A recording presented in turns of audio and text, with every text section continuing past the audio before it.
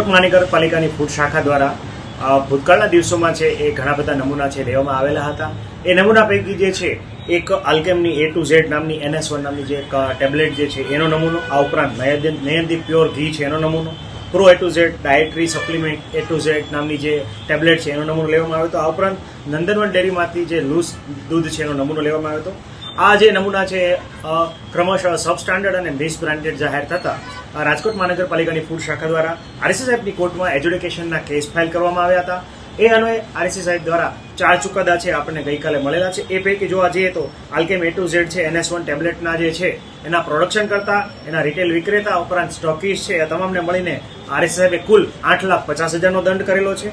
આ ઉપરાંત નયનદીપ જે પ્યોર ઘી જે છે એને એનું જે ઘી છે એ સબસ્ટાન્ડર્ડ ડિક્લેર થતા એને 5 લાખનો જે દંડ છે એ કરવામાં આવ્યો છે. આ ઉપરાંત પ્રો A2Z જે ડાયટરી સપ્લિમેન્ટ ટેબ્લેટ જે છે એનો નમૂનો પણ સબસ્ટાન્ડર્ડ થતા એને 6,45,000નો દંડ કરવામાં આવ્યો છે. આ ઉપરાંત જે લૂઝ મિલ્ક જે છે નંદનવન ડેરી ફાર્મમાંથી લેવામાં આવ્યું હતું એનો નમૂનો પણ સબસ્ટાન્ડર્ડ થતા એને 20,000નો દંડ કરવામાં આવ્યો છે. તો આમ ઘણી બધી મોટી માત્રામાં અંદાજિત જે છે રકમ કહીએ તો 22 લાખ જેટલો દંડ છે, માતબર માત્રામાં દંડ છે તમામ 4 પેઢીને, તમામ વિક્રેતા, ઉત્પાદક ઉપરાંત રિટેલરને કરવામાં આવેલો છે.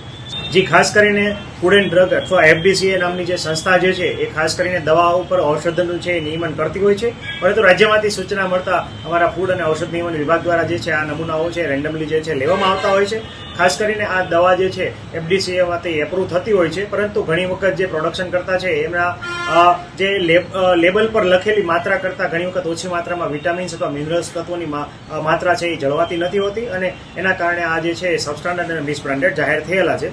પરંતુ FDA ઉપરાંત જે અમારું જે ફૂડ એન્ડ ખાદ્ય અને ઔષધ નિયમન વિભાગ પણ છે આ બાબતે કાર્યરત હોય છે.